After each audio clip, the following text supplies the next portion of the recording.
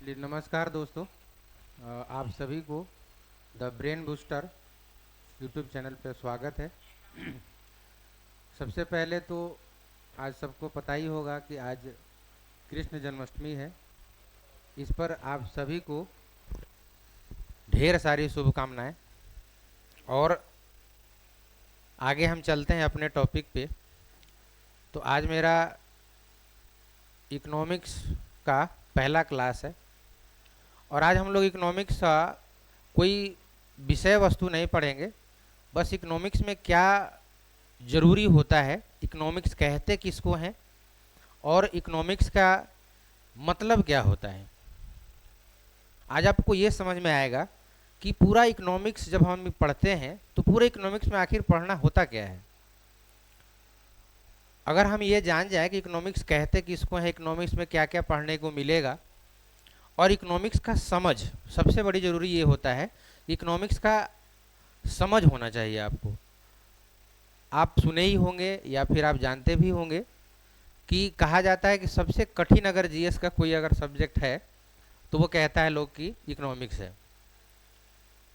लेकिन आपको आज पढ़ के जब आप तक ये मेरा वीडियो पहुंचेगा तो जब आप देखेंगे तो आपको ये एहसास होगा कि सबसे सरल शायद इकोनॉमिक्स ही है।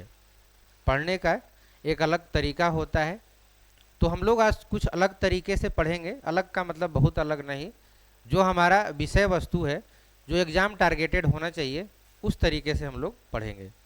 अगर ये जो अभी हम यहाँ पे लिखे हैं कि अर्थव्यवस्था, अर्थशास्त्र और उस क्या है सबसे पहले, और अर्थशास्त्र या अर्थव्यवस्था का प्रकार कितने होते हैं, कौन कौन होते हैं, और अर्थव्यवस्था या अर्थशास्त्र की प्रक्रियाएं कौन कौन सी हैं, अर्थशास्त्र या अर्थव्यवस्था में विषय वस्तु क्या है, कौन कौन से विषय को हमको, कौन कौन से टॉपिक को हमको पढ़ना है। फिर उसके बाद कुछ ऐसे हैं जो अर्थव्यवस्था और बाकी चीज़ों में भी आता है, तो उसको हम विविध में कर लिए हैं। तो एक एक करके अगर हम सबके बारे में पढ़ना शुरू करेंगे तो सबसे पहले हम शुरुआत करते हैं कि क्या है। एक चीज़ और ध्यान दीजिएगा कि जब हम ये क्लास कर रहे हैं, जब आप इसको देखिएगा थोड़ा कंसंट्रेशन के साथ देखिएगा। कारण ये है कि आज जो हम लोग पढ़ेंगे, कोई, मैं बताया अभी कि कोई ये टॉपिक नहीं है, लेकिन ये सबसे महत्वपूर्ण टॉपिक है। क्यों? क्योंकि इस पोर्शन को हर, मैं सबको नहीं कहूँगा, लेकिन लगभग लगभग टीचर्स या स्टूडेंट इसको छोड़ देते हैं। और यही कारण होता है कि इकोनॉमिक्स में आदमी विषय वस्तु ढूंढने चला जाता है कि नेशनल इनकम में देखें, कि गरीबी बेरोजगारी में देखें, कि किस में देखें। अब वो किसी में मिलता है नहीं, तो आदमी कहता है कि ये तो हमको पढ़े ही नहीं है और क्वेश्चन पता नहीं कहाँ से आ गया। लेकिन ध्यान दीजिए, यही है पूरा इकोनॉमिक्स का, आप कह सकते हैं कि ये निचोड़ है। अगर ये समझ गए तो आप इकोनॉमिक्स का 40% काम कर ले जाएंगे सिर्फ इस वीडियो से। उसके बाद 60% जो आपका बचेगा वो जैसे जैसे हम अगर सब्जेक्ट उसका क्या नाम है, टॉपिक वाइज अगर हम पढ़ेंगे तो वो कवर हो जाएगा। जैसे नेशनल इनकम, नेशनल इनकम के बाद आप गरीबी बेरोजगारी वगैरह, मुद्रास्फीति आप जानते ही हैं, तो उस तरीके का हम लोग देखेंगे तो वो पूरा क्लियर हो जाएगा। तो आज के क्लास में आपका इकोनॉमिक्स का 40% क्लियर होने वाला है। तो बी कंसंट्रेट और थोड़ा सा शांत माहौल में सुनिएगा, नहीं तो पता चलता है आजकल तो यही होता है कि बस यूट्यूब खोले, बस जब जहाँ मन बुझाया वहीं देख लिए। लेकिन ध्यान दीजिए, अगर आपको कुछ ग्रहण करना है तो थोड़ा सा शांत माहौल में और प्लस में कंसंट्रेशन के साथ सुने। ठीक है, तो हम अब स्टार्ट करते हैं। आइए सबसे पहले ये समझते हैं कि आखिर इकोनॉमिक्स और जिसको कहते हैं कि अर्थशास्त्र और अर्थव्यवस्था, इकोनॉमी, इसको अगर हम देखें तो ये दो वर्ड है। एक कहलाता है इकोनॉमिक्स और एक कहलाता है इकोनॉमी। इसको हिंदी में कहा जाता है कि अर्थशास्त्र, ठीक है, और इसको हिंदी में कहा जाता है अर्थव्यवस्था। ठीक है, अर्थव्यवस्था। ये दोनों में क्या अंतर है? अर्थव्यवस्था, बहुत सारे लोग आमतौर पर बोलते हैं कि इकोनॉमी क्या है, इकोनॉमी इकोनॉमी इकोनॉमी या फिर इकोनॉमिक्स, लेकिन दोनों में कुछ बाइफर्केशन है, कुछ इसमें डिफरेंस है इसमें। जैसे इकोनॉमिक्स और इकोनॉमी, बस थोड़ा अंतर ये होता है कि जो हम लोग पढ़ते हैं कि अर्थशास्त्र, तो अर्थशास्त्र का मतलब होता है कि हमारे सामाजिक विज्ञान, जितने आपके विषय हैं सामाजिक विज्ञान में, सामाजिक विज्ञान का ऐसा विषय वस्तु जिसमें मनुष्य की सारी आर्थिक गतिविधियां, मनुष्य की सारी आर्थिक गतिविधियां का जब अध्ययन किया जाता है उसे ही क्या कहा जाता है? अर्थशास्त्र। अगर सिद्धांत में जो यूज होता है वो कहलाता है अर्थशास्त्र, और जो व्यवहार में यूज होता है उसको क्या कहा जाता है? अर्थव्यवस्था। तो अगर हम ये कह सकते हैं कि जो सिद्धांत में दिए गए हैं वो सभी क्या कहलाते हैं? अर्थशास्त्र। और अगर जो व्यवहार में होता है उसको क्या कहते हैं? अर्थव्यवस्था। ठीक है, समझ में आ गया होगा कि अर्थशास्त्र क्या है। तो अर्थशास्त्र का परिभाषा भी लिख देते हैं। अर्थशास्त्र का परिभाषा, अर्थशास्त्र का मतलब ये होता है कि सामाजिक विज्ञान, सामाजिक विज्ञान की वह शाखा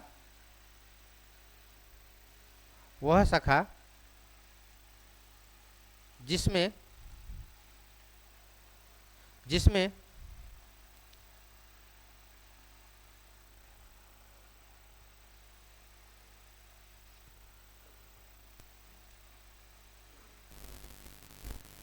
मनुष्य की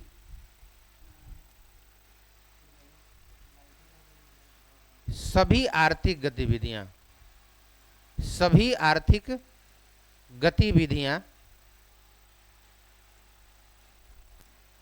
आर्थिक गतिविधियों का अध्ययन किया जाता है।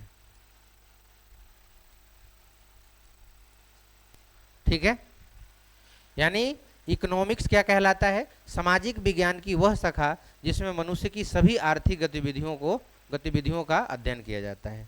ठीक है, लेकिन ध्यान दीजिएगा ये एकमात्र परिभाषा नहीं है। इसके परिभाषा, अर्थशास्त्र के परिभाषा एक नहीं है, अनेक है। हम वो सभी अर्थशास्त्रियों का निचोड़ आपको बताया हूं कि बहुत सारे इसके परिभाषा है, लेकिन सभी का यही निचोड़ है।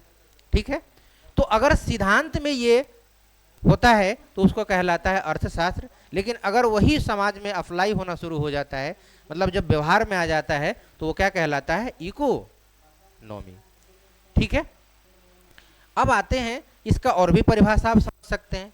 इकोनॉमिक्स उसे कहा जाता है ऐसा विषय जिसमें आर्थिक कुछ शब्दावलियां जैसे उत्पादन, उपभोग, वितरण, निवेश और भंडारण जैसी शब्दों का जब अध्ययन किया जाता है, इसका मतलब समझा जाता है, तो उसे क्या कहा जाता है? इकोनॉमिक्स। और भी इसके परिभाषा है। इकोनॉमिक्स का मतलब जो उपलब्ध संसाधन है, उपलब्ध संसाधनों का उचित दोहन करके कुछ नए संसाधनों का उत्पादन करना, यही कहलाता है आपका क्या? इकोनॉमिक्स। और भी इसके परिभाषाएं हैं। हमारे समाज में देखा जाता है कि चाहे वो वस्तु हो या फिर सेवा, वस्तुओं और सेवाओं का जो भी आर्थिक गतिविधियों में संलग्न होते हैं, तो आपको पता है कि इस दुनिया में कोई भी व्यक्ति, या वो संलग्न हो या फिर आपके दृष्टि से वो संलग्न न हो, तब भी वो व्यक्ति कोई ना कोई काम कर रहा हो, और आपको पता है कि अगर काम कर रहा हो तो उसका दाम तो मिलेगा ही। तो काम के बदले कोई दाम पक्का मिलेगा। तो इन्हीं अध्ययनों को क्या कहा जाता है? अर्थशास्त्र। अगर सिद्धांत में देखा जा रहा है तो अर्थशास्त्र, और उसको व्यवहार में देखा जा रहा है तो क्या कहलाएगा? अर्थव्यवस्था। ठीक है, तो आपका पहला ये आपका क्या है ये क्लियर हुआ। ठीक है, अगर किसी को स्क्रीनशॉट लेना हो तो आप ले सकते हैं। ठीक है, अब आगे चलते हैं। अगला हमारा क्या है? प्रकार। अर्थव्यवस्था के प्रकार कौन कौन से होते हैं, इसको इरेज कर देते हैं।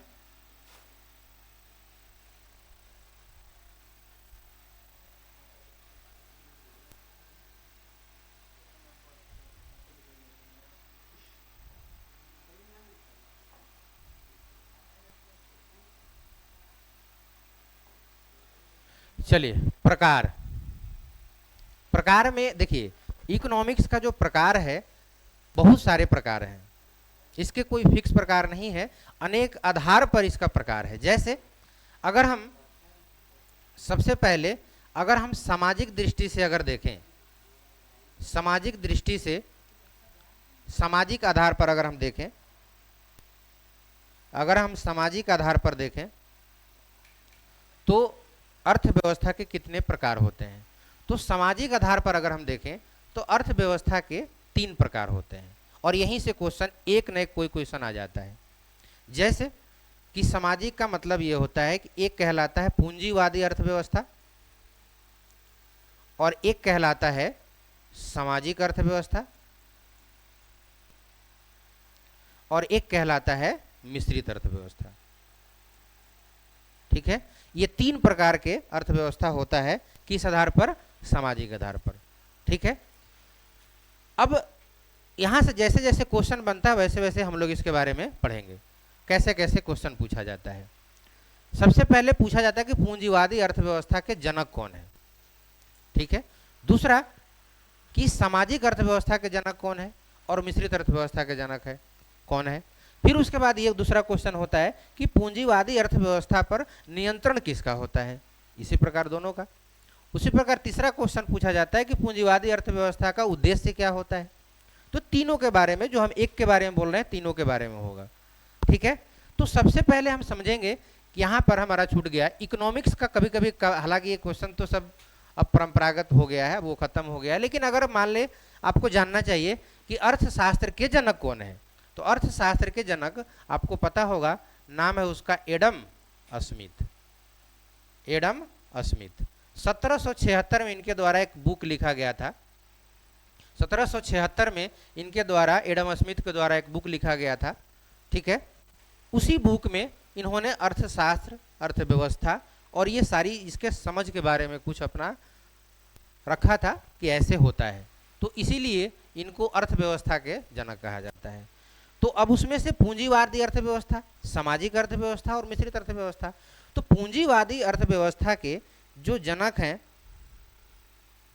पूंजीवादी अर्थव्यवस्था का जो पहला पॉइंट हमारा ये होगा इसमें कि पूंजीवादी अर्थव्यवस्था के जनक कौन है, वापस से वही जो आप पूरे अर्थव्यवस्था के जनक आप अभी पढ़े। दूसरा कि आखिर पूंजीवादी अर्थव्यवस्था का उद्देश्य क्या होता है। क्या होता है उद्देश्य? इसका उद्देश्य होता है सिर्फ और सिर्फ लाभ कमाना। क्या करना? लाभ कमाना।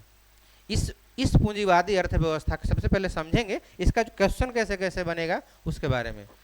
फिर उसके बाद पूछा जाता है कि पूंजीवादी अर्थव्यवस्था पर नियंत्रण किसका होता है।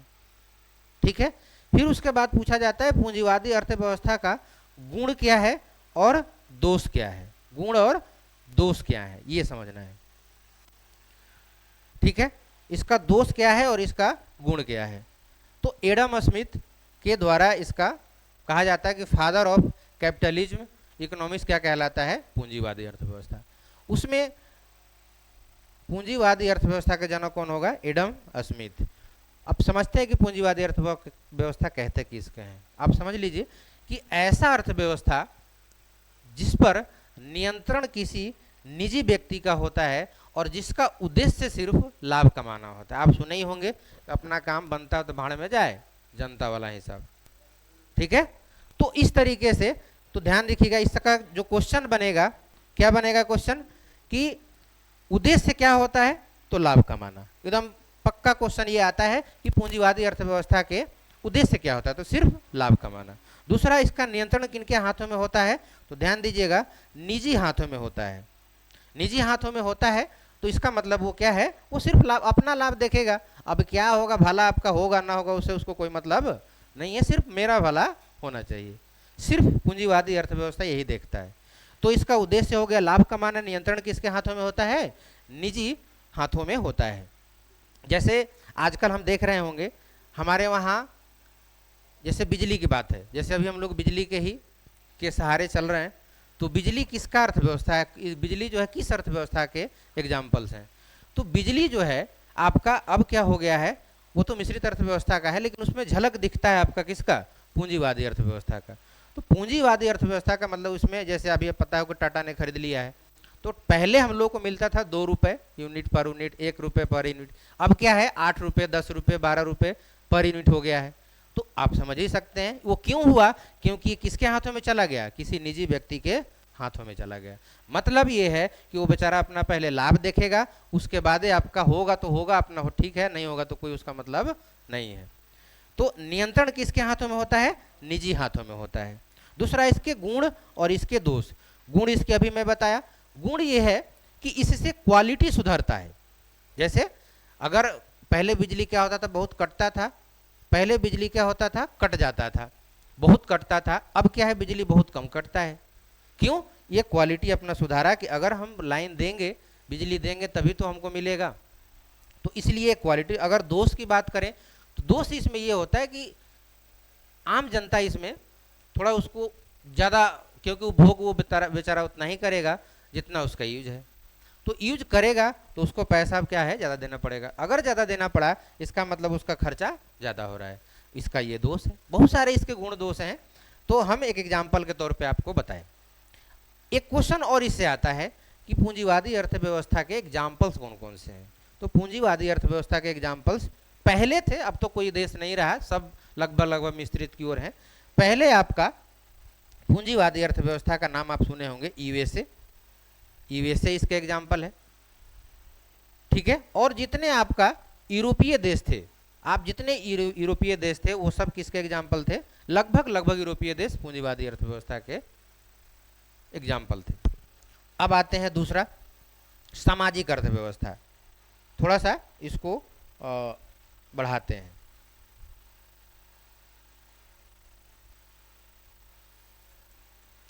सामाजिक अर्थव्यवस्था वापस से फिर वही। इसके जनक कौन है? इसके जनक कौन है?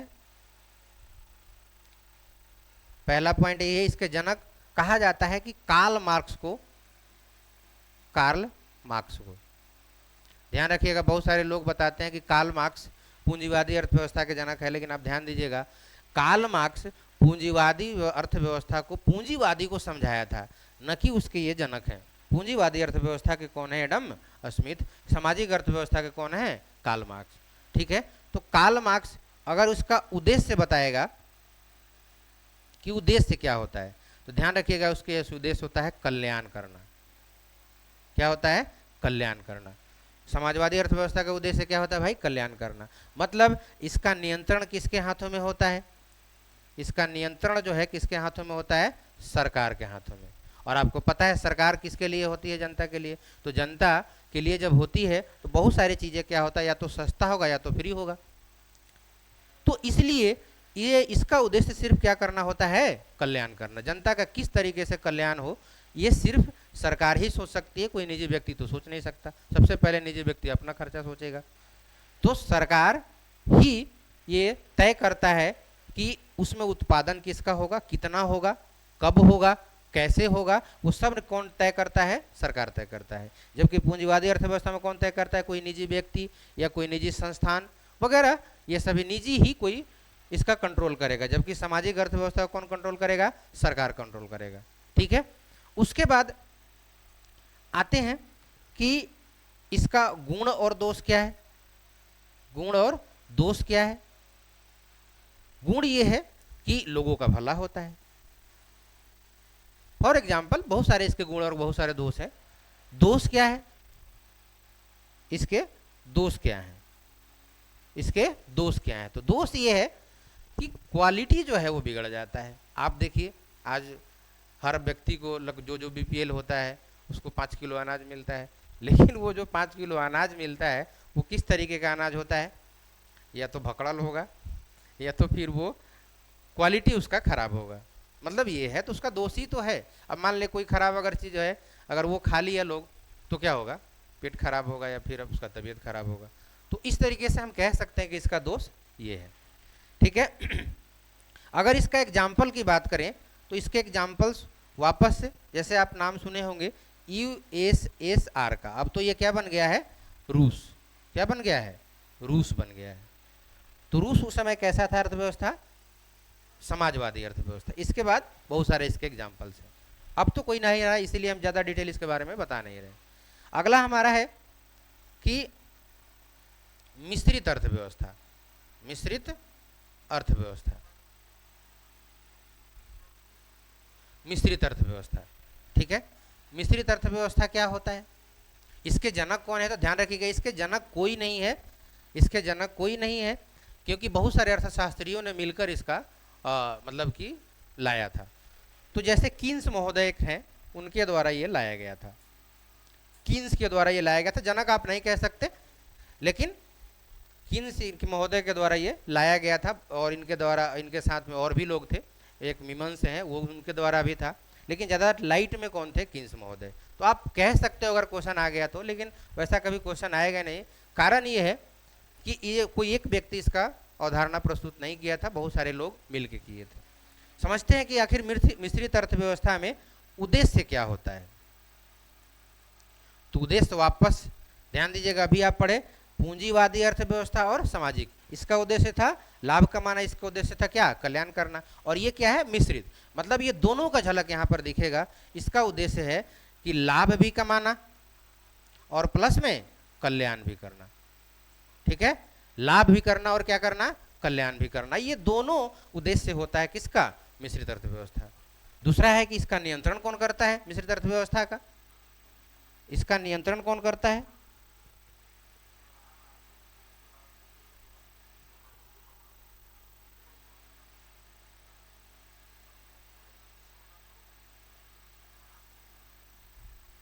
माफ करिएगा, क्या है कि मैं नया नया हूँ, हमको कुछ टेक्निकली बुझाता नहीं है, पता नहीं है, इस वजह से हो जा रहा है इधर उधर, तो आप मैनेज कर लेना। उद्देश्य जो है इसका क्या होता है? लाभ और कल्याण करना दोनों। फिर उसके बाद इसका अगर नियंत्रण की हम बात करें, मिश्रित अर्थव्यवस्था को नियंत्रण कौन देता है? कौन करता है? कितना अच्छा, नियंत्रण का मतलब समझ रहे हैं आप? नियंत्रण का मतलब उसके उत्पादन पे, उसके उपभोग पे, उसके भंडारण पे, और उसके जो निवेश होते हैं। जो अभी मैं बताया कि इसके 6 कम से कम शब्द आपको पता होना चाहिए। जहां पर ये 6 शब्द आ रहा है, आप इसका मतलब समझ जाना कि क्या है इकोनॉमिक्स से। जैसे मैं क्या बताया था, उत्पादन, उसका उपभोग, अगर अवशेष बच गया तो निवेश, फिर अभी अगर बच गया तो क्या हो गया? भंडारण करेगा, और भी अगर इच्छा हो तो वितरण करना। तो ये सभी किसके एग्जाम्पल्स हैं? ये रिलेटेड होता है इकोनॉमिक्स से। तो नियंत्रण उन्हीं सबों पर किनका होता है? अगर केवल निजी व्यक्ति का नियंत्रण होता है तो पूंजीवादी, और केवल सरकार का होता है तो समाजवादी। लेकिन अगर इन दोनों का होता है, मतलब नियंत्रण होता है सरकार का भी और नियंत्रण होता है आपका निजी का भी। निजी का मतलब समझ रहे हैं आप? इंग्लिश में ज़्यादा समझिएगा। निजी का मतलब होता है प्राइवेट। अगर प्राइवेट सेक्टर का अगर योगदान ज़्यादा है, मतलब यहाँ पे मिश्रित अर्थव्यवस्था में प्राइवेट सेक्टर और गवर्नमेंट सेक्टर अगर दोनों मिलके अगर ये नियंत्रण कर रहे हैं, तो आप समझ लेना कि कैसी अर्थव्यवस्था है? मिश्रित अर्थव्यवस्था।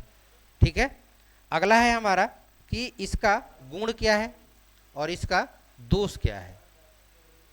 ध्यान रखिएगा, इसका गुण बहुत है, दोष इसके कम मिलते हैं। कारण क्या है कि ये फायदा भी है, थोड़ा नुकसान भी है, ना ज़्यादा नुकसान है ना ज़्यादा फायदा है। तो इस तरीके से ये इसका गुण और दोष हो सकता है। अगर इसके एग्जाम्पल की बात करें, तो ध्यान रखिएगा, इसका एग्जाम्पल क्या है? इसका एग्जाम्पल आज पूरी दुनिया, आप ध्यान रखिए, आज पूरी दुनिया न तो आज केवल पूंजीवादी रह गया है और ना ही समाजवादी रह गया है। आज पूरी दुनिया लगभग कैसी अर्थव्यवस्था हो गई है? मिश्रित अर्थव्यवस्था। कैसी अर्थव्यवस्था हो गई है? मिश्रित। तो इसको हम ये लिख सकते हैं, नई दुनिया के देश। यहां से एक बार नहीं, कई बार क्वेश्चन आया हुआ है कि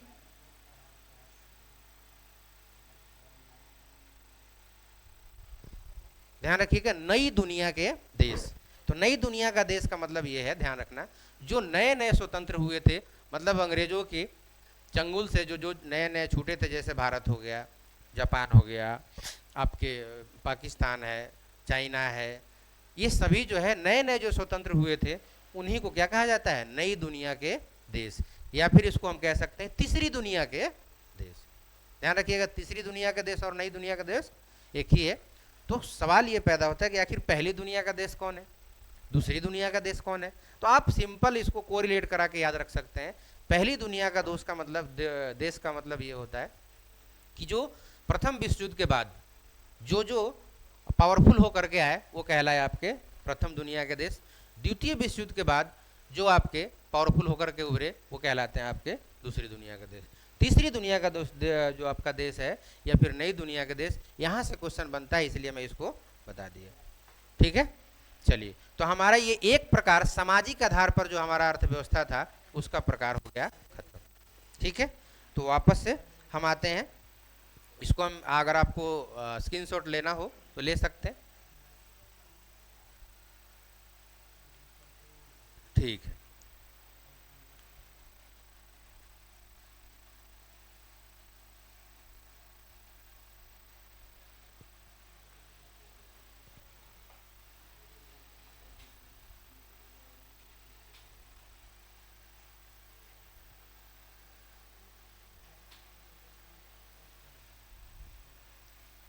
चलिए,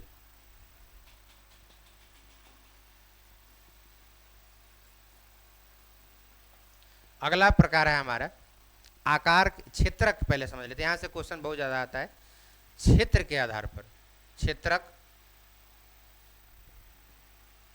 आदत है ऑफलाइन पढ़ाने का तो माफ करिएगा कि क्या है, क्या अभी बता रहे थे, हाँ बता रहे थे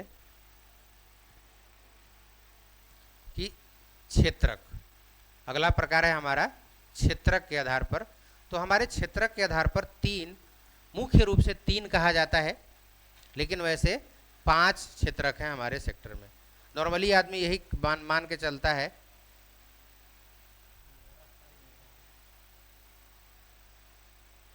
नॉर्मली आदमी यही मान के चलता है कि हमारा जो अर्थव्यवस्था का क्षेत्रक है वो 3 ही है, लेकिन ध्यान दीजिएगा 3 नहीं है, 5 है। अब क्वेश्चन पूछा जाने लगा है, अगर एग्जामिनर जो है अपना ट्रेंड चेंज कर रहा है तो हम लोगों को भी अपना ट्रेंड चेंज करना होगा। पहले एक सिर्फ 3 सेक्टर से ही पूछता था, अब हो सकता है कि आपका चौथा और 5वां सेक्टर से ही पूछ दे। तो अब जो सेक्टर हो गया है, जो क्षेत्रक हो गया है, वो कै को हो गया है, 5 को हो गया है, ध्यान रखिएगा। पहला जिसको बोला जाता है प्राथमिक, ठीक है, दूसरा जिसको कहा जाता है द्वितीयक, और तीसरा जिसको कहा जाता है तृतीयक, और चौथा जिसको कहा जाता है चतुर्थ, और 5वां है पंचम। ठीक है, प्राथमिक क्षेत्रक किसे कहा जाता है, अगर आप परिभाषा समझ जाएं तो मैं अभी क्या बताया था आपको, इकोनॉमिक्स सबसे सरल सब्जेक्ट है, बस पढ़ने के तरीके आपको आना चाहिए। इसके यहाँ से क्वेश्चन भरमार आते हैं, बार बार क्वेश्चन आते हैं, चाहे किसी भी चीज़ का एग्जाम हो। सबसे पहले प्राथमिक क्षेत्रक कहते किसको हैं, तो आप अगर ये जान लीजिएगा तो इसका एग्जाम्पल आपको समझने में कोई दुविधा नहीं होगा। सबसे पहले समझते हैं कि आखिर प्राथमिक क्षेत्र कहते किसको हैं। तो ऐसा क्षेत्रक जिसका संबंध जो है, जिसका संबंध प्रत्यक्ष रूप से, कैसे, प्रत्यक्ष रूप से, प्रत्यक्ष रूप से प्रकृति से हो, प्रत्यक्ष रूप से प्रकृति से हो। ठीक है, ऐसा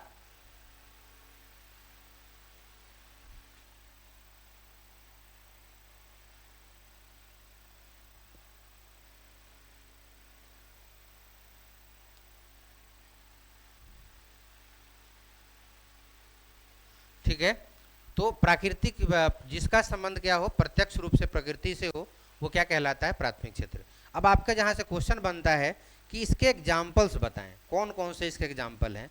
तो मुख्य रूप से इसका जो है, पहला है कृषि। क्या है कृषि, आप लोग जानते भी होंगे, कृषि, कृषि एवं पशुपालन।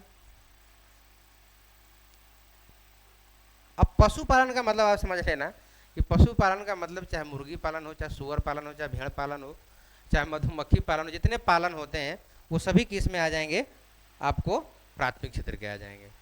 पशुपालन हो गया, आपका वन हो गया, आपका वन हो गया, और वन से संबंधित जो भी हैं वो आपके इसमें आ जाएगा। उसके बाद आपका वन हो गया, उसके बाद आप खनिज के बारे में जानते हो, खनिज तो आप गड़बड़ा जाइएगा, इसलिए आप खनिज के जगह पे आप क्या लिख लो, उत्खनन, उत्खनन और खनन। ये एग्जाम्पल किसके हैं, प्राथमिक क्षेत्र के। अब याद करने की कोई जरूरत नहीं। अब बताओ कृषि प्राथमिक क्षेत्र का एग्जाम्पल होगा कि नहीं? क्यों? अभी मैं क्या बताया ऊपर कि जिसका संबंध प्रत्यक्ष रूप से किससे हो? प्रकृति से हो। अब बताइए, कृषि में आप कितनों खाद डाल लीजिएगा, चाहे 10 किलो डाल दो 1 किलो की जगह पे, तो आपका अगर प्रकृति साथ नहीं दिया, अगर धूप पूरा का पूरा एकदम गायब ही कर दे, तो बताए आपका उत्पादन होगा? नहीं होगा। अगर मान के चले पृथ्वी अगर उपजाऊ ना हो, तो आप कितना भी अगर कर लो, आपका खेत खाद डाल लो, तो कोई उसका मतलब बनता है नहीं। पानी आप अगर कितना भी आप खाद डाल लो, अगर पानी न हो वर्षा से, चाहे आप बोरिंग से, चाहे जैसे भी हो, अगर पानी न हो तो आप क्या उस कृषि कर ले जाएंगे? कहने का मतलब जिसका उत्पादन प्रत्यक्ष रूप से किससे होता हो? प्रकृति से होता हो। किससे होता हो? प्रकृति से हो। तो चाहे वो कृषि हो। अब कृषि से आदमी रट तो लिया है कि कृषि, लेकिन कृषि का मतलब ये होता है कि सभी, चाहे गेहूं उत्पादन हो, चावल उत्पादन हो, दाल उत्पादन हो, मकई उत्पादन हो, चाहे कोई उत्पादन हो, वो सब किस में आएगा? प्राथमिक क्षेत्र के आएंगे, यानी कि कृषि से संबंधित है। दूसरा पशुपालन, अभी मैं बताया, चाहे कोई पशुपालन हो, वो सभी किस में आएगा? प्राथमिक में। अगला है वन। वन का मतलब आप समझ ही रहे हैं, पेड़ पौधे जो जंगल वगैरह हैं, ये सभी किस में आएंगे? प्राथमिक। सब अगर मान ले आप कितना भी उसको घेर दीजिएगा, घेरौना से जिसको कहा जाता है, तो अगर घेरौना रहे तो ठीक, न रहे तो ठीक, लेकिन अगर उस वन को प्रकाश न मिले, फोटोसिंथेसिस नहीं हो पाएगा। अगर उसको जल न मिले तो समस्या ही आप जान ही रहे हैं। कहने का मतलब प्रकृति पर पूरा का पूरा निर्भर होता है। अगला है हमारा उत्खनन और खनन। ये दो शब्द समझने में लोगों को बहुत समय लग जाता है। आप आसान शब्द में समझ सकते हैं, अगर इसका इंग्लिश आप समझ लीजिएगा तो इसको समझ लीजिएगा। उत्खनन और खनन। खनन का मतलब होता है, आप समझ लीजिएगा, माइनिंग। क्या होता है? माइनिंग। ठीक है। और उत्खनन का मतलब होता है ट्यूनिंग।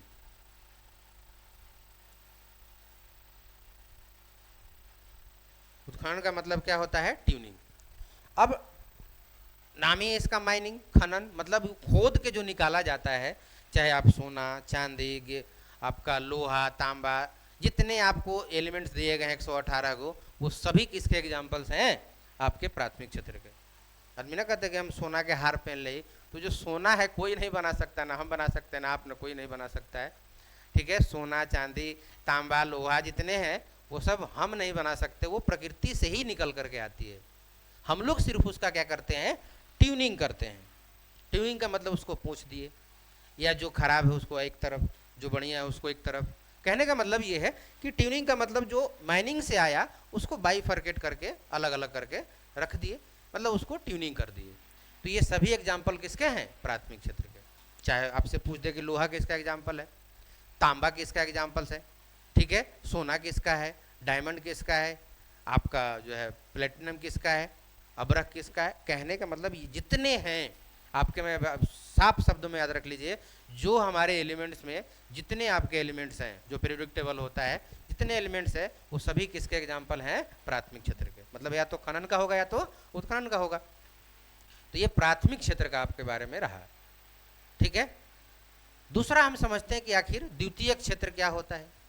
तो अभी मैं बताया कि जिसका संबंध प्रत्यक्ष रूप से प्राथमिक से, प्रकृति से हो, प्राथमिक कहलाएगा। और द्वितीयक क्या होता है? जिसका संबंध, जिसका उत्पादन किससे होता हो? प्राथमिक से होता हो। जैसे हम मान के चलते हैं, इसको और अच्छे से हम अगर समझें तो इसको मैं अभी मिटा देता हूँ। ये जो है आपका, इसको मैं अभी मिटा देता हूँ। द्वितीयक, इसको समझते हैं द्वितीयक। द्वितीयक का मतलब होता है कि जिसका उत्पादन किससे होता हो? जिसका उत्पादन प्राथमिक क्षेत्र से होता हो, प्राथमिक से होता हो। मैं बार बार आपको याद दिला रहा हूं कि ये सभी रटने की जरूरत नहीं है भाई। रट के तो आदमी सट गया है, लेकिन फिर भी एग्जाम निकलने को रहा नहीं। तो सबसे पहले समझिए उसका, अगर उसका परिभाषा ही समझ गए तो एग्जाम्पल्स तो अपने आप आ जाएंगे। क्या लिखा हूं मैं? जिसका उत्पादन प्राथमिक से होता हो। तो अभी आप प्राथमिक क्या अभी क्या समझे? कृषि। कृषि का मतलब आप समझ लो गेहूं, चावल, सोना, चांदी, लोहा, ये सभी किसका एग्जाम्पल है? प्राथमिक के। अब इससे जो बनेंगे वो क्या कहलाएगा? द्वितीयक। तो गेहूं से क्या बनता है आपको पता है? रोटी। तो रोटी किसका एग्जाम्पल हो जाएगा? द्वितीयक का। चावल से क्या बनता है? चिप्स वगैरह या फिर बियर वगैरह जो भी बनता होगा, मुझे नहीं पता, लेकिन चावल से चिप्स वगैरह जो बनते हैं, मान के चलते हैं चिप्स है, तो ये किसका एग्जाम्पल हो जाएगा? द्वितीयक का। वापस से सोना, सोना से क्या बनता है? सोना का हार, चैन, अंगूठी जो भी बनता है, यानी कि सोने का गहना। ठीक है, सोने का गहना द्वितीयक का हुआ, जबकि सोना क्या हुआ? प्राथमिक का। चांदी, चांदी का मतलब चांदी से बहुत सारे, तो वही सोने का, चांदी का गहना। अगला है लोहा। लोहा से बहुत सारे बनते हैं चीजें, जैसे लोहा से आपका छड़ बन गया, लोहा से आपका जो है मोटरसाइकिल बन गया, मोटरसाइकिल हो गया। कहने का मतलब ये है कि ये सभी किसका एग्जाम्पल है? द्वितीयक क्षेत्र का। इसको मोटे तौर पे हम ये कह सकते हैं कि द्वितीयक क्षेत्र का मतलब कैसा क्षेत्र? उद्योग क्षेत्र। द्वितीयक क्षेत्र का मतलब उद्योग क्षेत्र। द्वितीयक क्षेत्र का मतलब उद्योग क्षेत्र। उद्योग क्षेत्र का ये सभी उद्योग का ही तो है फॉर एग्जाम्पल। कुछ भी आपके अभी यहाँ पे आप जहाँ पे बैठे होंगे, आपके आसपास जितने सारी चीजें हैं वो सभी द्वितीय का एग्जाम्पल है, क्योंकि किसी न किसी के द्वारा क्या किया गया? वो बनाया गया है, और वो बनाया गया होगा तो कहीं ना कहीं वो प्राथमिक से ही बनाया गया होगा। तो दूसरा का आपका ये हुआ। तो दूसरा के एग्जाम्पल्स रटने की कोई ज़रूरत नहीं है, ये सभी किसके एग्जाम्पल्स हैं? उद्योग का। और उद्योग किसका है? द्वितीयक का। ठीक है, जो प्राथमिक से बनाया गया होगा। तो द्वितीयक आपका खत्म हुआ। अब आते हैं, इसको अगर कहें तो इसको मिटा देते हैं, अगर आपको स्क्रीनशॉट वगैरह लेना हो तो ले सकते हैं। ठीक है, चलिए, द्वितीयक आपका हो गया।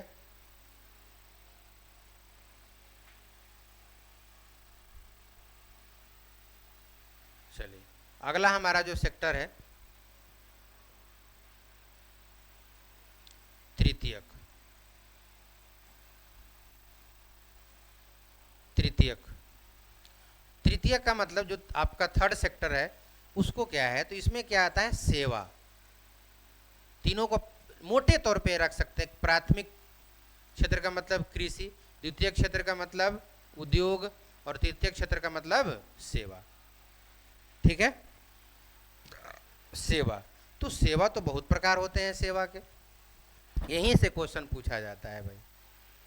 देखिए, इसका एग्जाम्पल्स क्या भाई मैं बताया, इसका परिभाषा सबसे पहले समझ लेते हैं कि प्राथमिक और द्वितीय जो क्षेत्र के एग्जाम्पल्स हैं या जो चीज़ें हैं, अगर उसको आम जनता तक जो पहुंचाने का काम करे और लाने का काम करे, वही क्या कहलाता है? तृतीय क्षेत्र। तो वो सेवा ही तो हुआ। अगर सेवा हुआ तो इसके एग्जाम्पल्स बहुत सारे हैं, जैसे संचार, सूचना। बताइए, मोबाइल से रोज आप लोग अभी देख भी रहे होंगे, या फिर मोबाइल से बात भी आदमी करता है, तो क्या मोबाइल वाला नहीं कि जियो वाला, एयरटेल वाला जो है, जियो दे दना दना, पता ही है, तो वो सभी क्या है? हमें सेवा ही तो दे रहा है, भले उसका जो है किराया ले रहा है, लेकिन हमें सेवा तो दे रहा है कि नहीं दे रहा है। तो सेवा संचार हो गया, चाहे सूचना हो गया। उसी प्रकार आपका परिवहन, परिवहन मतलब चाहे वो गाड़ी आपका 4 चकवा हो, चाहे 2 चकवा हो, चाहे 5 चकवा हो, कौन चकवा हो, मतलब जितने व्हीलर हैं वो सभी किस में आएगा? आपके गाड़ी नहीं, गाड़ी जो एग्जाम्पल्स होंगे वो आपके होंगे द्वितीयक का, क्योंकि वो उद्योग का है। लेकिन गाड़ी का जो काम है, काम उसका क्या है? लोगों का सेवा करना। तो काम अगर उसका सेवा करना है तो वो किसका एग्जाम्पल हो जाएगा? तृतीयक का। ठीक है, तो परिवहन हो गया। अगर आपको हॉस्पिटल की बात करें, हॉस्पिटल, स्कूल, बैंकिंग, बैंकिंग, व्यापार, जितने भी, आपको रटने की कोई जरूरत नहीं है, अगर इसका मतलब आप समझते हैं तो आपका पूरा का पूरा ये क्लियर हो जाएगा। ठीक है, तो आपका संचार, सूचना। देखिए, यहां से एक क्वेश्चन ही बनता है व्यापार वाला, लगता है कि द्वितीय का एग्जाम्पल है, लेकिन व्यापार किसका एग्जाम्पल है? तृतीय का एग्जाम्पल है। ठीक है, तो आपका तृतीयक भी क्लियर हुआ, वापस से फिर एक बार देख लेते हैं। कृषि क्षेत्र का मतलब प्राथमिक, उद्योग क्षेत्र का मतलब द्वितीय, सेवा क्षेत्र का मतलब तृतीय। अगला है लास्ट हमारा, मतलब ये सेकंड लास्ट है, जिसको बोला जाता है चतुर्थ। तो चतुर्थ में कौन आएगा? देखिए, चतुर्थ का मतलब होता है जिसमें इनोवेशन जिसको कहा जाता है, मतलब नया नवाचार जिसको कहते हैं। इसमें जो है नवाचार, नवाचार का मतलब जो नए नए चीज़ें उत्पत्ति होकर के आ रहे हैं। चांद पे आदमी चला गया, जैसे सुपर आपका PSLV, आपका GSLV, नए नए वो अपने अलग अलग तरीके के तकनीक से जो है रिसर्च हो रहा है। तो ये आपका क्या हुआ? नवाचार हुआ। ठीक है, तो नवाचार, नवाचार में आपके बहुत सारे जो टेक्निकल हो जाएंगे वो सभी आ जाएंगे, तकनीकी, नए तकनीक कह सकते हैं आप। अगला है आपका पंचम, मतलब पांचवा। तो पांचवा में आपका जो आता है ये बौद्धिक, बौद्धिकता जो है ये किसके अंतर्गत आता है? पांचवे के अंतर्गत आता है। किसके अंतर्गत आता है? पांचवे। इसको हम कह सकते हैं बौद्धिक क्षमता। बौद्धिक क्षमता, बौद्धिक क्षमता का मतलब बहुत सारे वैज्ञानिक हो गए, इसमें एग्जाम्पल आ जाएंगे। बहुत सारे विज्ञान अपने अलग अलग तरीके के जो है इनोवेशन कर रहे हैं, अलग अलग अपना खोज कर रहे हैं। तो वो जो बौद्धिक का जो क्षमता हुआ, जो बौद्धिक ज्ञान हुआ, वो किसका एग्जाम्पल हो जाएगा? पंचम का। ठीक है, तो आपका ये क्षेत्रक पूरा क्लियर हुआ, यानी कि अगला प्रकार भी हमारा अर्थव्यवस्था का क्लियर हो गया। ठीक है, तो अगर आप इसको स्क्रीनशॉट लेना चाहें तो ले लीजिए, बाकी हम आगे बढ़ते हैं। ठीक है, इसको इरेज कर देते हैं। अगला जो हमारा प्रकार है, आप लोग हड़बड़ाइएगा नहीं, कारण मैं बताया आपको, क्योंकि अगर ये टॉपिक आप समझ गए, मैं बार बार कह रहा हूँ, कहता है ना कि इकोनॉमिक्स सबसे कठिन है, तो अगर ये आपका टॉपिक जो हम अभी पढ़ रहे हैं अगर ये समझ में आ गया तो मैं आपको विश्वास दिलाता हूँ इकोनॉमिक्स आपको आगे समझने में कोई दिक्कत नहीं होगा। और जो आपका क्वेश्चंस आता है, आपको मैं बताया कि यहाँ से 20-30 क्वेश्चंस आते हैं जो अभी हम लोग पढ़ रहे हैं, और लगता ही नहीं किसी, अब सही बात है, ये किसी न किसी टॉपिक का नहीं है, ये अलग ही टॉपिक ही है, सब एकदम समझ है एक्चुअली में। अगला है हमारा प्रकार। बड़ी समस्या है, जिंदगी समस्याओं से भरा पड़ा है, क्या करिएगा, होता है। चलिए आगे है हमारा प्रकार। वो प्रकार क्या है? आप कह सकते हैं आकार के हिसाब से, आकार के आधार पर जो है अर्थव्यवस्था या अर्थशास्त्र का प्रकार होता है।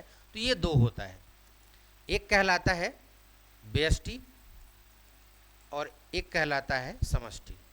क्या कहलाता है? समष्टि। अब ये आपको बहुत अनजान शब्द मिल रहा होगा, एनसीईआरटी में भी बहुत सारी किताबों में दिए गए हैं, लेकिन इसको पढ़ पढ़ के थक जाता है आदमी, इसको याद नहीं होता है। आपको आसान शब्द में मैं बताता हूँ, इसका हिंदिया भुला जाइए, अंग्रेजी है इसका देख लीजिए, आपको समझ में आ जाएगा। कैसे? व्यष्टि का मतलब होता है माइक्रो, व्यष्टि का मतलब क्या होता है? माइक्रो। और समष्टि का मतलब होता है मैक्रो। और आपको पता होगा मैक्रो का मतलब क्या होता है? बड़ा, और माइक्रो का मतलब क्या होता है? छोटा, मतलब सूक्ष्म। आप सूक्ष्म कह सकते हो, छोटा कह लो, समझने के लिए। समझ में आ गया? अगर ये आराम से समझ में आ गया होगा, यानी कि अर्थव्यवस्था का अगर छोटे लेवल पे अध्ययन किया जाए तो वो क्या कहलाएगा? व्यष्टि। लेकिन वही अगर अर्थव्यवस्था के बड़े लेवल पे अध्ययन किया जाए तो क्या कहलाएगा? व्यष्टि। सिंपल सा। व्यष्टि का एग्जाम्पल क्या हो जाएगा? अगर आप गांव का अर्थव्यवस्था के बारे में आप अगर अध्ययन करते हैं तो क्या कहलाएगा? व्यष्टि। लेकिन वही अगर किसी राज्य का अगर अर्थव्यवस्था का अगर आकलन करते हैं, अध्ययन करते हैं तो क्या कहलाएगा? आपका समष्टि। वापस से अगर किसी एक व्यक्ति का एग्जाम्पल ले आते हैं, अगर किसी एक व्यक्ति का अर्थव्यवस्था देखते हैं तो आपका क्या कहलाएगा? व्यष्टि। वही अगर पूरे परिवार का अगर हम देखें, पूरे परिवार का अगर अध्ययन करें तो क्या कहलाएगा? समष्टि। मतलब ये है कि ये दोनों चीज़ें रिस्पेक्टिव हैं, ये दोनों एक दूसरे के रिस्पेक्ट में आता है कि अगर छोटे लेवल पे अध्ययन कर रहे हैं तो व्यष्टि, अगर बड़े लेवल पे अध्ययन कर रहे हैं तो समष्टि। ये आपका अगला प्रकार रहा है इकोनॉमिक्स का। ठीक है, इसको मिटा दें। चलिए अब ज़्यादा समय नहीं लेंगे। वीडियो बड़ा लंबा जाने का कारण मैं आप समझ ही रहे होंगे, क्योंकि ये टॉपिक बहुत बड़ा है, इसको मैं बहुत शॉर्ट करके और समझ के हम लोग पढ़ रहे हैं, तो आप अकबकाए नहीं, क्योंकि एक बार अगर समझ गए तो आपको पूरी ज़िंदगी जो है इसको समझने की ज़रूरत नहीं पड़ेगा, थोड़ा कंसंट्रेशन होकर सुनेंगे तो। अगला जो हमारा प्रकार है वो है प्रकार कि वृद्धि के आधार पर, वृद्धि के आधार पर अर्थव्यवस्था क्या होता है। सबसे पहले तो वृद्धि समझते। वृद्धि का मतलब बढ़ना। वृद्धि का मतलब क्या होता है? अगर 4 गो से 5 गो हो गया मतलब वृद्धि, 10 गो से 20 गो मतलब क्या हो गया? वृद्धि। तो वृद्धि के आधार पर जो है अर्थव्यवस्था के 3 प्रकार होते हैं। एक कहलाता है अविकसित, एक कहलाता है अर्धविकसित, और एक कहलाता है आपका विकासशील। सॉरी, विकासशील नहीं, विकसित।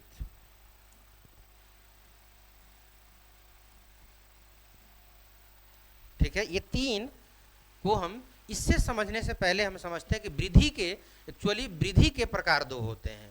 एक कहलाता है समृद्धि और एक कहलाता है विकास। यानी कि इसको इंग्लिश में क्या कहते हैं? इंग्लिश ज़्यादा अगर बहुत सारे ऐसे वर्ड अगर जाने तो वो इंग्लिश में समझ में जल्दी आता है लेकिन हिंदी समझ में नहीं आता। जैसे मैं आपका एग्जांपल बताऊं, अगर आपसे कोई कहे कि चलो सिनेमा देखने तो बहुत ज़बरदस्त तरीके से समझ में आ जाएगा, लेकिन अगर वही कहे चलो चलचित्र देखने चलना है तो थोड़ा जो है 50 बार सोचेगा। तो बहुत सारे ऐसे इंग्लिश वर्ड है जो आदमी के बोल चाल के भाषा में आजकल आ गया है। उसी प्रकार अगर कोई कहे कि चलो रेल पकड़ने, ट्रेन पकड़ने, बड़ी जल्दी समझ में आ जाएगा। लेकिन अगर वही कहे कि चलो लौहपथ गामनी पर चलते हैं आज, तो नहीं समझ में आएगा। तो इस तरीके से कहा जाए तो कुछ चीज़ें हैं, कुछ वर्ड ऐसे हैं जिसका इंग्लिश भी जानना जरूरी है, ज़्यादा समझ में आएगा। तो ये ग्रोथ हो गया और ये क्या हो गया? आपका डेवलपमेंट कहलाता है। ठीक है, ये डेवलपमेंट कहलाता है। अब समझते हैं कि समृद्धि क्या है। आज तक आप लोग समझ रहे होंगे कि समृद्धि और विकास लगभग एक ही चीज़ें हैं। ध्यान रखिएगा, विकास बहुत अलग चीज़ है और समृद्धि एकदम अलग चीज़ है।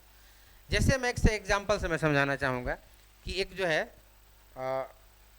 आपके अगल में मंगरू जो थे, एक मंगरू है वो झगरू है मान लीजिए। ठीक है, तो ये जो मंगरू है अभी 10 साल का है, 10 साल का बंदा है, लेकिन वो 6 फीट का हो गया है। 10 साल का मंगरू है लेकिन कितने फीट का हो गया है? 6 साल का, मतलब कि 6 फीट का हो गया है। मतलब वृद्धि तो उसमें हुआ है, लेकिन उसको बुझाता एकदम, समझ ही रहे, मतलब उसको बुझाता एकदम गुड़ गोबर है। मतलब बुझाता कुछ नहीं है, लेकिन उसका सिर्फ हाइट क्या है? बढ़ गया है। मतलब इसमें 2 चीज़ें हैं, एक उसकी मात्रा को देखा जाता है और उसका गुण को देखा जाता है। तो उसका मात्रा तो बढ़ा, मात्रा बढ़ गया, लेकिन उसका गुण क्या हुआ? नहीं बढ़ा। गुण मात्रा के हिसाब से उसका गुण नहीं बढ़ा। ये कहलाता है समृद्धि। लेकिन एक बंदा जो है झगरुआ जो था, उसकी जो मात्रा है और एक जो उसका गुण है, झगरुआ क्या हुआ कि झगरुआ के ये हुआ कि बेचारा 6 फीट का तो नहीं हो पाया, बेचारा 4.5 फीट का रहा। 10 साल में 4.5 फीट का रहा। लेकिन बुझाने के लिए आप कौटिल्य का नाम सुने ही होंगे। कौटिल्य और बहुत सारे लोग आजकल आते हैं कि पूरा हम 6 साल के ही जो है पूरा मैप पे हमारा याद है, पूरा सबके राजधानी याद है। तो मतलब उस टाइप के आप समझ सकते हैं। मतलब उसका मात्रा में भी वृद्धि हुआ और उसके गुण में भी वृद्धि हुआ। मतलब बुझाता भी खूब बढ़िया है और हाइट भी वृद्धि हुआ है। भले उसके जितना नहीं है, लेकिन एज के अनुसार तो वृद्धि हुआ ही है। तो मतलब अगर जिसमें दोनों का वृद्धि हुआ हो, ये क्या कहलाता है? विकास कहलाता है। तो ध्यान रखिएगा, आज के बाद अगर आपसे पूछे कि भारत का विकास दर कितना है और भारत का समृद्धि दर कितना है, दोनों में बहुत अंतर है। समृद्धि दर का डाटा ध्यान रखिएगा, मैं आपको एक ट्रिक के तौर पे आप समझ सकते हैं। अगर आपसे पूछे कि भारत का समृद्धि दर कितना है, तो उसका डाटा हमेशा बड़ा होगा। क्यों? क्योंकि वो सिर्फ मात्रा देखा जाता है। और विकास दर पूछे, इसका मतलब उसका जो डाटा होगा वो छोटा होगा। कारण क्या है कि अगर आपसे पूछ दे कि 2024 में जो गेहूं का उत्पादन हुआ था वो 100 क्विंटल, सपोज मान लेते हैं कि गेहूं का उत्पादन कितना हुआ था? 100 क्विंटल 2024 में। 2024 में 100 क्विंटल हुआ था और 2025 में गेहूं का उत्पादन क्या हुआ? मान ले 200 क्विंटल हो गया। ठीक है, अगर चावल की बात करें, चावल 2024 में जो है 100 क्विंटल हुआ था, लेकिन 2025 में बेचारा घट के 200 क्विंटल तो नहीं हुआ, घटा नहीं, वृद्धि हुआ, 100 क्विंटल से 150 क्विंटल हुआ, 150 क्विंटल हुआ। लेकिन दोनों में अंतर है, चावल का जो 100 से बढ़कर 150 हो गया, वो चावल एकदम गोटेदार और ज़बरदस्त तरीके से जो है पौष्टिकता लिए हुए वो उत्पादन हुआ है, ठीक है। और जबकि गेहूं की बात करें तो 100 से 200 तो हो गया है, लेकिन उसका एकदम सुखाइल सुखाइल जो है हो गया है उसका गेहूं। पहले जो 100 किलो हुआ था वो ठीक ठाक था ना, लेकिन जो 100 से 200 किलो बढ़ गया 2025 में, तो ये 100 किलो बढ़ा तो मात्रा में तो बहुत बढ़ गया, लेकिन इसका जो गुण है, इसका जो क्वालिटी है, वो क्वालिटी क्या हो गया, कम हो गया। तो इसमें क्या हुआ, क्वालिटी सिर्फ क्यों, क्वांटिटी बढ़ गया, क्वालिटी नहीं बढ़ा। मतलब क्या कहलाएगा, समृद्धि कहलाएगा गेहूं वाला। चावल में क्वालिटी भी बढ़ा और क्वांटिटी भी बढ़ा, मतलब मात्रा भी बढ़ा और उसका गुण भी बढ़ा। तो किसका एग्जाम्पल हो जाएगा, चावल वाला विकास के, समझ गए होंगे। अब चलिए आते हैं अविकसित, अर्ध विकसित, और देखो अर्ध विकसित को विकासशील देश भी कहते हैं, विकासशील देश भी, सॉरी,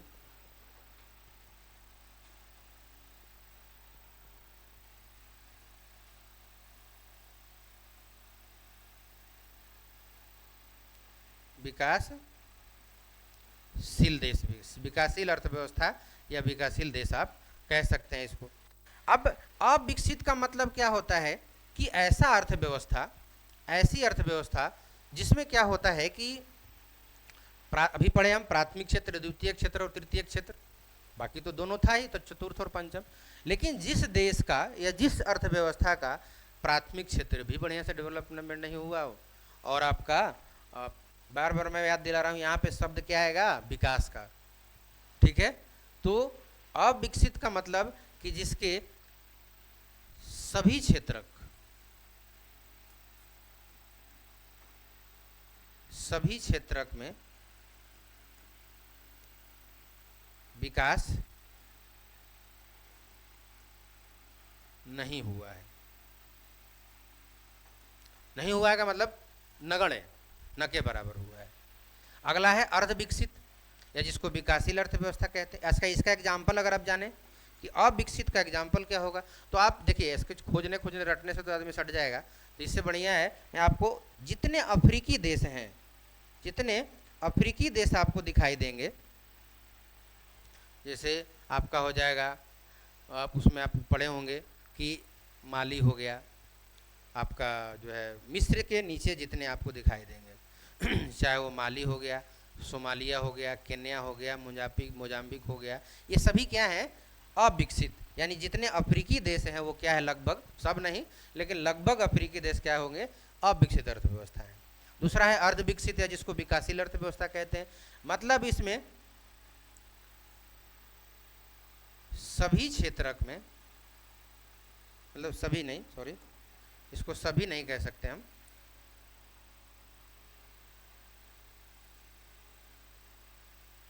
कुछ क्षेत्रक में,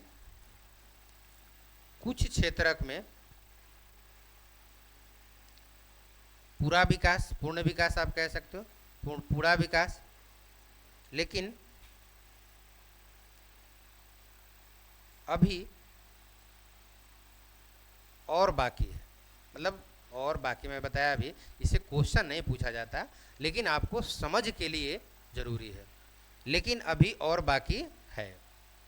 मतलब प्राथमिक क्षेत्र में हो गया वृद्धि, द्वितीयक में भी हो गया, मान लेते हैं तृतीयक में भी हो गया, लेकिन पूरी तरीके से तीनों में नहीं हुआ है, तो वो क्या कहलाएगा, अर्ध विकसित।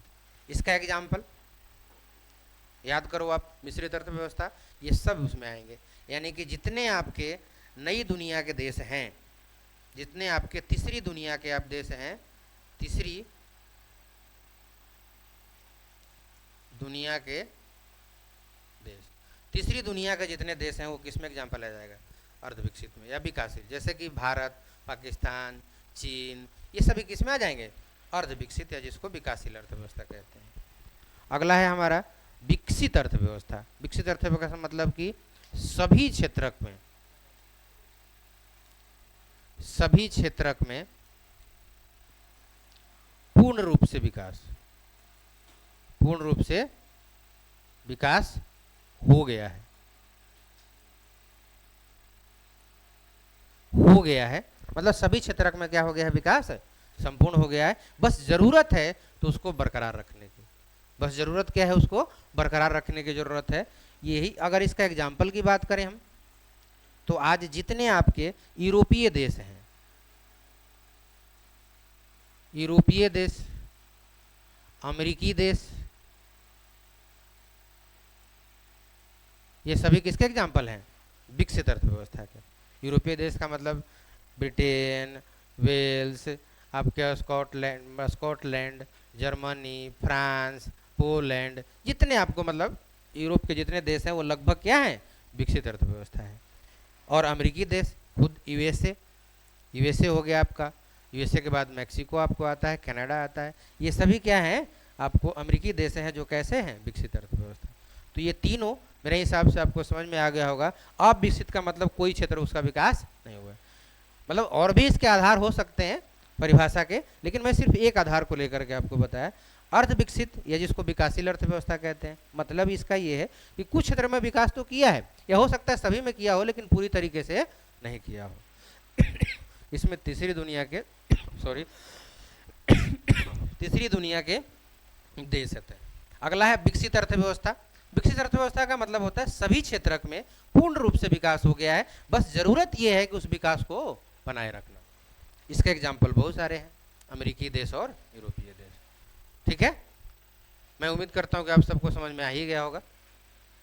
नहीं आ गया होगा तो फिर से आपस जो है, जो मेरे में जैसे इसमें गुण दोष है, भी पढ़े आप सामाजिक पूंजीवादी, तो मेरे में जो भी गुण दोष होगा आप कमेंट कर सकते हैं, क्योंकि ये ज़िंदगी का मेरा लेक्चर के तौर पे ये पहला क्लास है। मैं पहली बार कैमरे के सामने आया हूँ, तो हो सकता है कि कुछ मेरे से गलती वगैरह हुआ होगा, या फिर हो सकता है हो जाए, तो मैनेज करने का प्रयास करिएगा, कमेंट में लिखिएगा, हो सकता है मैं सुधार कर लूँ। ठीक है, मैं कोशिश तो ये है कि गलती ना हो, लेकिन हो सकता है। चलिए, आपका ये प्रकार आपका क्या हो गया, खत्म हो गया। अब आते हैं अर्थव्यवस्था के प्रक्रिया, अर्थव्यवस्था के प्रक्रिया। तो इसका जो है नेक्स्ट क्लास में हम लोग देखेंगे। आज ही इतना ज़्यादा बर्डन हो गया, एक बार में ही उतने खाइए कि जितना पच जाए, ज़्यादा खा ले तो समझ ही रहे क्या होता है। तो बस इतना ही से हम लोगों का काम है, बाकी जो है नेक्स्ट क्लास में देखेंगे। बहुत हो गया, इतना कॉन्सेप्ट जो आपको मिला है, ये कॉन्सेप्ट मैं ये नहीं कह रहा हूँ कि मैं सबसे अच्छा बताता हूँ या फिर मुझे बहुत ज़्यादा, मैं बहुत बड़ा ज्ञानी हूँ, लेकिन ये तय है कि आपको समझ में तो पक्का आ गया होगा, अगर कंसंट्रेशन से आप सुने होंगे तो, और बाकी से आपको अलग तो पक्का दिखाई दिया होगा। बहुत समझ चाहिए इसके बताने के लिए और समझने के लिए। ठीक है, तो आज के लिए इतना ही, और आप लोगों को सुनने के लिए धन्यवाद, और जो सुनेंगे उनको भी धन्यवाद। तो जय हिंद और जय भारत, धन्यवाद।